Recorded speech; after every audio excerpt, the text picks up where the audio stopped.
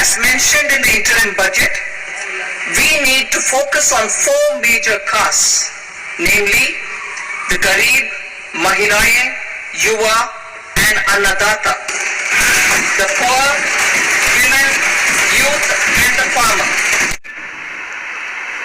जुलाई 2017 से ये अफिशिएटिंग अलाउंस का ये पॉलिसी भारत सरकार रद्द कर दी। इससे क्या हो गया, मेरा कर्मचारी हायर रिस्पॉन्सिबिलिटी शोल्डर करके काम करेगा, जब गलती होगी उसे पनिशमेंट मिलेगी, लेकिन हायर जॉब शोल्डर किया उसे अफिशिएटिंग अलाउंस नहीं मिलती। ये 50 कैटेगरी में एक समस्या है भारतीय railway. Minimum guaranteed pension, assured pension 10,000 रुपया प्लस डीए, ये भी एग्री किया। और फैमिली पेंशन, पेंशनर का डेथ के बाद में परिवार के पेंशन के लिए फैमिली पेंशन भी पेंशनर का पेंशन में 60% देने का भी एक अंडरस्टैंडिंग करा गई। और कमिटी ने इंसिस्ट किया 25 साल क्वालिफाइंग सर्विस चाहिए। जब 25 साल क्वालिफाइंग सर्विस फुलफिल करेगा वो कर्मचारी को गारंटीड पेंशन तनख्वाह में आधा। यूनिफाइड पेंशन स्कीम संदर्भ में आपसे मिलने का मौका मिला। आपको थोड़ा बैकग्राउंड में एक्सप्लेन करेगा। 1953 में ओल्ड पेंशन स्कीम थी, नॉन कंट्रीब्यूटरी पेंशन स्कीम थी। 22 तारीख दिसंबर 2003 ऑर्डिनेंस माध्यम से भारत सरकार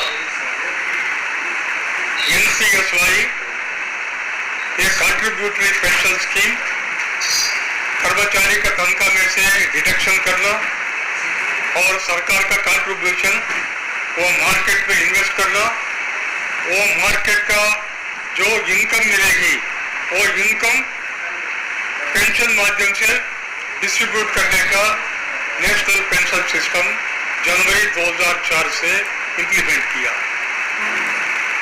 बाद में इसका विपरिणाम ये थी 17 साल 18 साल सर्विस करने के बाद भी जब कर्मचारी रिटायरमेंट सुपरएन्युएशन में रिटायरमेंट लिएगा वो कर्मचारी को गारंटीड पेंशन नहीं थी। ये संदर्भ में जब भारत सरकार pension review committee TV Somanathan ji का नेतृत्व में कॉन्स्टिट्यूट किया, कमेटी के सामने national federation of Indian railwaymen एवं जेसीएम नेशनल काउंसिल, ये जेसीएम नेशनल काउंसिल का लीडर वो DC Sharma JCM national council का स्टैंडिंग कमेटी मेंबर है। हम सोमनाथन कमेटी के सामने विस्तार रूप में एक्सप्लेन किया नया पेंशन स्कीम का नेगेटिव इम्प्लीकेशंस और कितना नुकसान हो रहा है, गारंटीड पेंशन नहीं मिलती, हम एक्सप्लेन किया। ये संदर्भ में हम उदाहरण भी कोट किया। जो कर्मचारी डिफेंस में 17 साल नौकरी किया, सुपरएन्युएशन माध्यम से रिटायर हो गया, नया पेंशन मिली 4,900 एनपीएस की। ये हम 3 उदाहरण दिया। ये एनपीएस ये नो पेंशन स्कीम है, ये सोशल जस्टिस करने में विफल हो गई, ये स्कीम रद्द करना चाहिए। ये एनपीएस अबालिशन इश्यू पे हम संघर्ष भी किया। 10 तारीख अगस्त रामलीला मैदान में एक महाप्रदर्शन भी किया, भारत सरकार को अल्टीमेटम भी दिए, बाद में हड़ताल का नोटिस सर्व करने का निर्णय भी लिए। सरकार रिक्वेस्ट की डेफर करो, टाइम दो, वहां टाइम दिए। 15 तारीख जुलाई 2024 chairman pension review committee Somanathan ji का इन्विटेशन मिली, हम गए, हम डिस्कशन किया। वो टाइम पे एक ब्रॉड एग्रीमेंट आ गई, टोटल एग्रीमेंट है, ब्रॉड एग्रीमेंट आ गई। तनख्वाह में आधा, रिटायरमेंट टाइप पे जो तनख्वाह है, तनख्वाह में आधा देने का गारंटी, प्लस डियरनेस अलाउंस देने का, महंगाई भत्ता भी देने का एक अंडरस्टैंडिंग पे हम आ गए। और जब सर्विस पे कम भी है, मीन्स 12 महीने का तनख्वाह लेके एवरेज करके उसमें आधा देने का एक प्रपोजल चेयरमैन से आया। हम इंसिस्ट किया ये 20 साल करिए, लेकिन 24 तारीख अगस्त कैबिनेट निर्णय और जेसीएम स्टाफ साइड का मीटिंग भी हुआ प्रधानमंत्री जी से। वो मीटिंग के बाद में अनाउंसमेंट भी किया भारत सरकार, उसने क्वालिफाइंग सर्विस 25 साल फिक्स किया। ओवरऑल टोटलिटी जब हम असेसमेंट करेंगे, गारंटीड पेंशन मिली, डिफाइंड पेंशन मिली, गारंटीड फैमिली पेंशन मिली और guaranteed minimum pension 10,000 plus DA भी मिली। प्लीज मैं स्वागत करता हूँ यूपीएस यूनिफाइड पेंशन स्कीम को स्वागत करता हूँ, लेकिन जो है इसमें त्रुटियां है वो रेक्टिफाई करने का कर्तव्य बनता है भारत सरकार का। ये संदर्भ में आपका माध्यम से मैं सरकार के सामने रखना चाहता हूँ। नंबर 1, क्वालिफाइंग सर्विस 25 साल ये रिड्यूस करके 20 साल करी है। कारण रिक्रूटमेंट पॉलिसी पिछले 10 साल से मैं ऑब्जर्व कर रहा हूँ, रिक्रूटमेंट पॉलिसी में नोटिफिकेशन निकलेगी 2019 में, वास्तव में रिक्रूटमेंट होगी 2023 में। उदाहरण रेलवेज में 1/2019 एम्प्लॉयमेंट नोटिस, भारत सरकार रेल मंत्रालय ने नोटिस इश्यू किया 2,30,000 वैकेंसी भरने के लिए 2019 में, लेकिन पैनल निकली मई 2023 में।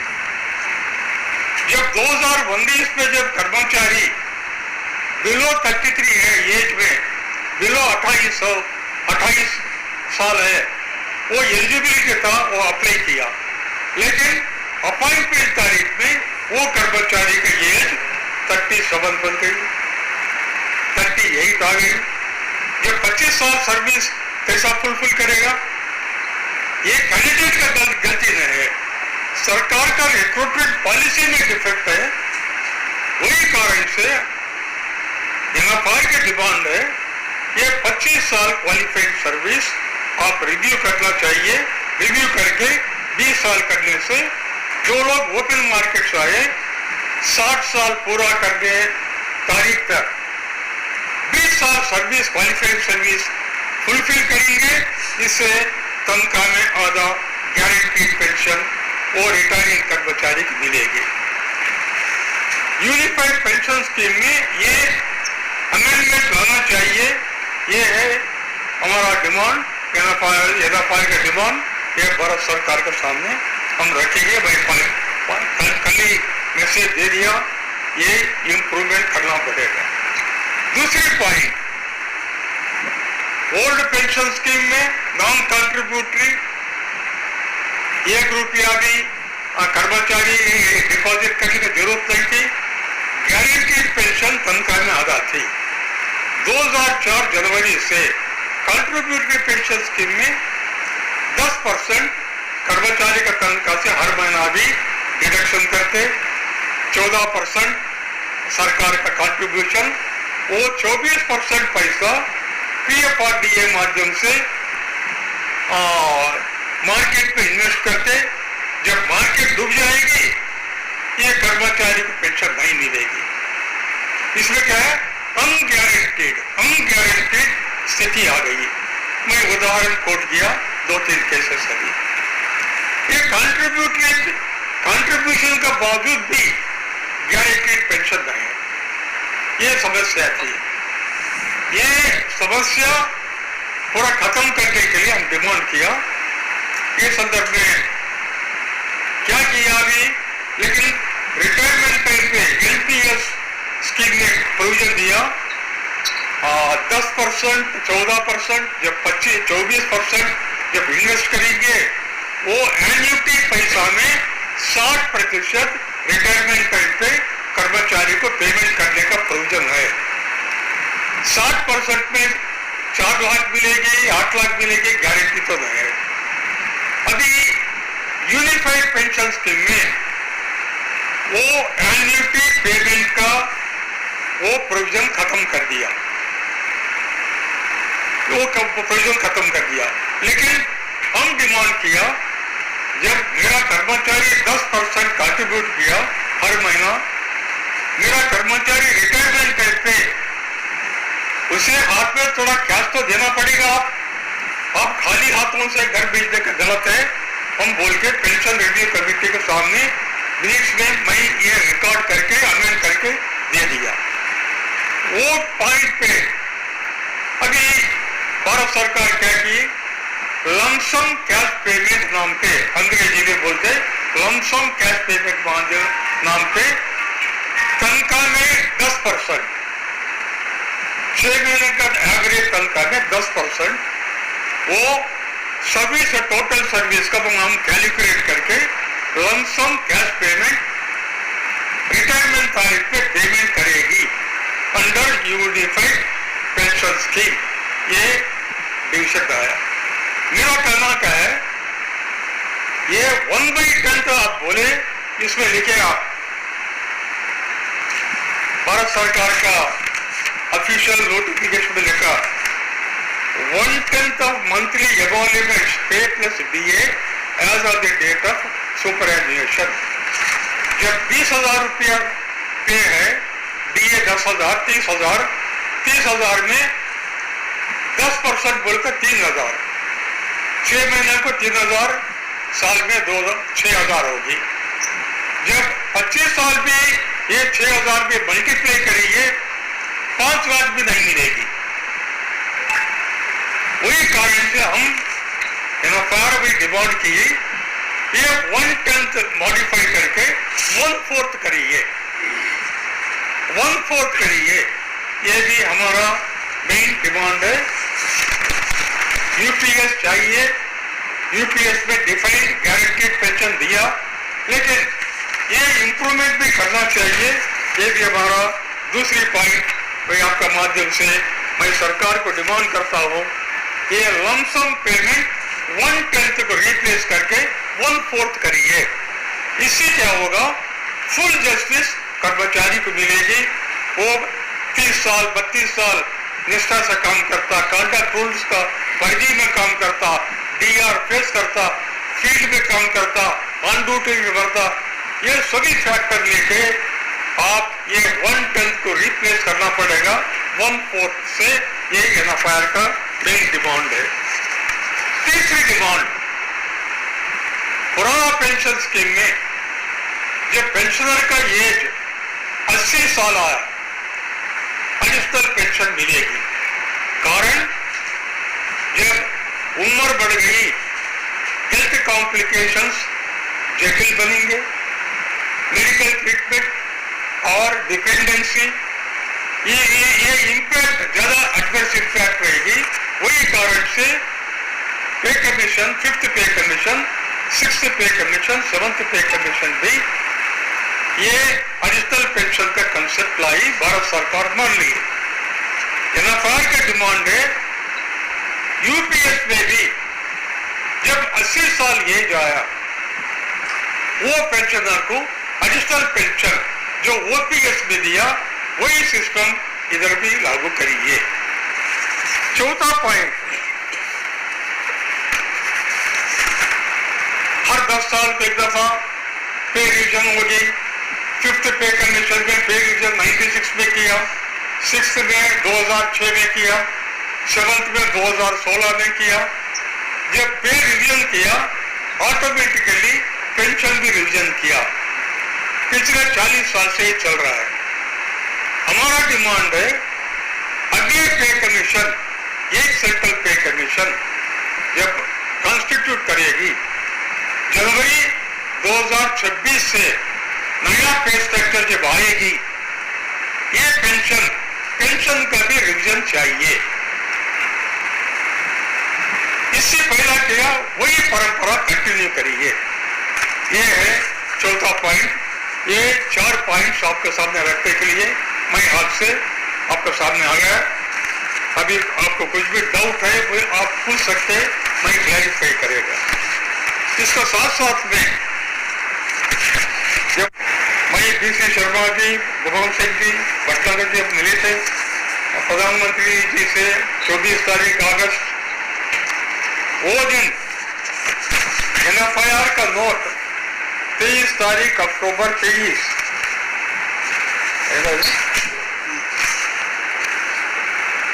25 तारीख अक्टूबर 23 हम एक प्रपोजल बना के जो नरेंद्र मोदी जी को भेजे थे, माननीय प्रधानमंत्री को, 7 सेंट्रल पे कमीशन वेज रिवीजन के लिए क्या रिकमेंड की। 8.5 साल हो गया, मार्केट का स्थिति और डॉक्टर आर्कराइड फार्मूला भारत सरकार मान ली। वो डॉक्टर आर्कराइड फार्मूला लेके एक परिवार में पति पत्नी 2 बच्चे, ये लोग नॉर्मल जीवन चलाने के लिए कितना पैसा चाहिए, ये फार्मूला बेसिस पे हमारा केंद्र कर्मचारी को मिनिमम तनख्वाह 32,500 मिलना है। ये हमारा स्टैटिस्टिक्स फैक्चुअल है, शिमला से हम फैक्ट्स ले लिए, वो बेसिस आप बनाए। आर्कराइड फार्मूला आप डिजोन नहीं कर सकते। आर्कराइड फार्मूला बेसिस पे आप 2016 जनवरी से नया पे मैट्रिक्स दे दिए। ये पेपर प्रधानमंत्री को दिए, 24 तारीख अगस्त पुनः नरेंद्र मोदी साहब को दिए, हम रिक्वेस्ट किया। इसमें हम डिमांड किया यही सेंट्रल पे कमीशन जल्दी से कॉन्स्टिट्यूट करिए और मिनिमम पे 18,000 का आज का तारीख में मिनिमम पे वो रिवाइज करना पड़ेगा। 32,500 हर महीना ये रिवाइज करना पड़ेगा। इसका साथ साथ में हम ये भी दिए मार्केट का रेट, अनाज का रेट, गेहूं का रेट और कितना पैसा चाहिए जीवन चलाने के लिए, पूरा अनेक्चर ये DVM तैयार करके दिए। वो कापी भी भाई आपको मिलेगी, आप भी ये परिशीलन कर सकते। ये भी आप प्रोजेक्ट करने से हम आपको जरूर धन्यवाद करेंगे। इसमें मेन पॉइंट है यही सेंट्रल पे कमीशन कॉन्स्टिट्यूट करिए, मिनिमम पे रिवाइज करिए। और तीसरी मेन इश्यू आपका सामने मैं रखना चाहता हूं, वो है रेलवे संबंधित समस्या। भारतीय रेलवे रेल कर्मचारी जंगल स्टेशन में, रोड साइड स्टेशन में जनावास नहीं, डॉक्टर नहीं, स्कूल नहीं, लाइट नहीं, वहाँ हमारा कर्मचारी टनल्स में, गुलाइस में काम करते रहते। ये गाड़ी चलाने के लिए 22,000 गाड़ी हर दिन प्रतिदिन चलती नॉन स्टॉप। आमदनी बढ़ गई और ऑपरेटिंग रेशियो भी हम इंप्रूव किया, लेकिन जो हमारा समस्या है, समस्या सॉल्व करने में रेल मंत्रालय विफल हो गई। उदाहरण, लोको पायलट कैटेगरी किलोमीटर में 70% टीए एलिमेंट है। इनकम टैक्स एक्ट में ये भी लिखा है TA not liable for income tax, TA ने दिया। लेकिन मेरा लोको पायलट का तनख्वाह से आज भी इनकम टैक्स वसूल कर रहे हैं, गलत है। ये 2 दफा पॉइंट आउट किया CRB रेलवे बोर्ड, 2 चिट्ठी लिखा CBDT चेयरमैन को, आज तक वहां से जवाब नहीं आई। ये पेपर भी कल माननीय प्रधानमंत्री को 24 तारीख हम दे दिए। ये मेन इश्यू है। दूसरी इश्यू है, पिछले 4 साल में 19,000 किलोमीटर नया पट्टी निर्माण किया, नया वर्कशॉप निर्माण किया, इलेक्ट्रिक ट्रैक्शन 90% से ज्यादा कंप्लीट किया, टीआरडी एसेट से निर्माण किया और Vande Bharat rail manufacturing independently हमारा कारखाना तैयारी करना शुरू किया। लेकिन एक नया पोस्ट भी सैंक्शन नहीं किया भारतीय रेलवे, कारण वित्त मंत्रालय का बैन, वित्त मंत्रालय बैन लगा दिए। मैं प्रधानमंत्री नरेंद्र मोदी से एक्सप्लेन किया, रेलवे का वर्किंग कॉम्प्लेक्स है, कॉम्प्लिकेटेड है, यूनिक है, सेफ्टी ओरिएंटेड है, ये बैन रद्द करना पड़ेगा। ये भी हमारा नोट में मैं आपको दिया, आप वो भी कवर कर सकते हैं। तीसरे पॉइंट रेलवे रिलेटेड इश्यू में, जब मेरा स्टेशन मास्टर सिक रिपोर्ट किया, वीकली रेस्ट लिया, अर्नड लीव लिया, स्टेशन मास्टर प्लेस में लोअर ग्रेड स्टेशन मास्टर काम करता है, वो कर्मचारी को हायर ड्यूटी वो शोल्डर किया, वही कारण से अप्रिशिएटिंग अलाउंस मिलती। ये भी हम पॉइंट आउट किया, रेल मंत्रालय अग्री कर ली, लेकिन डीओपीटी रिजेक्ट कर दिया।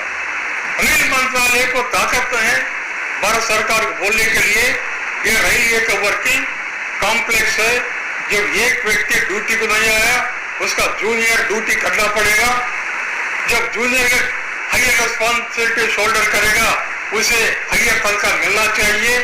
ये बोल के कन्विंस करने में रेल मंत्रालय विफल हो गई। ये पेपर भी बीसी शर्मा स्वामीनाथन जी को, प्रधानमंत्री जी को 24 तारीख अगस्त दे दिया। ये तीसरी इश्यू है। और रेलवे रिलेटेड में चौथा इश्यू है, लोको पायलट को लीव नहीं मिलती, असिस्टेंट लोको पायलट को लीव नहीं मिलती, कारण गाड़ी डिसलोकेट हो जाएगा, गाड़ी चलाना पड़ेगा, सेक्शन कंट्रोलर को लीव नहीं मिलती, स्टेशन मास्टर को लीव नहीं मिलती। मैं बोला ठीक है, लीव आप नहीं दे सकते, कारण क्या है, रेलवे सिस्टम अपना क्रिटिकल सिस्टम है, गाड़ी को चलना पड़ेगा, लेकिन जो लीव वो कमाया, लीव तो अकाउंट करो। आप 300 दिन लीव सीलिंग लगा देके आप वो लीव अकाउंट नहीं कर रहे, गलत है, ये लीव अकाउंट करो। हमको ज्यादा लीव एनकैशमेंट नहीं चाहिए, लीव एनकैशमेंट 300 दिन को परिमित करिए, लेकिन अकाउंटिंग तो करिए। रेल मंत्रालय मान लिए, डीओपीटी से जवाब आ गया, नहीं आप एनकरेज करो, कर्मचारी को लीव लेने के लिए बोलो, लेकिन रेल मंत्रालय नहीं करती। ये समस्या आज तक सॉल्व नहीं किया, ये रेलवे बोर्ड का फेल्यूर है। अभी आपका